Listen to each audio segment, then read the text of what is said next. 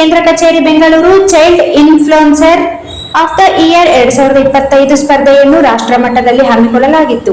ಈ ಸ್ಪರ್ಧೆಯಲ್ಲಿ ಭಾರತದ ವಿವಿಧ ರಾಜ್ಯಗಳ 1050 ಶಾಖೆಗಳ ಮಕ್ಕಳು ಇದರಲ್ಲಿ ಭಾಗವಹಿಸಿದ್ದರು. ರಾಷ್ಟ್ರ ಮಟ್ಟದ ಈ ಸ್ಪರ್ಧೆಯಲ್ಲಿ ಟಾಪ್ 8 ವಿದ್ಯಾರ್ಥಿಗಳು ಮಾತ್ರ ಅರ್ಹತೆ ಪಡೆದು ಆಯ್ಕೆಯಾಗಿ ಅಂತಿಮವಾಗಿ ಕುಮಾರಿ ಸಮನ್ವಿ ಗೌಡ ರಾಷ್ಟ್ರ ಮಟ್ಟದಲ್ಲಿ 2ನೇ ಸ್ಥಾನ ಪಡೆದು ಕರ್ನಾಟಕದಲ್ಲಿ ಮೊದಲ ಸ್ಥಾನ ಪಡೆದು ಲಿಂಗಸೂರಿನ ಹಲೋ ಕಿಡ್ಸ್ ಸಂಸ್ಥೆಗೆ ಕೀರ್ತಿ ತಂದಿದ್ದಾಳೆ.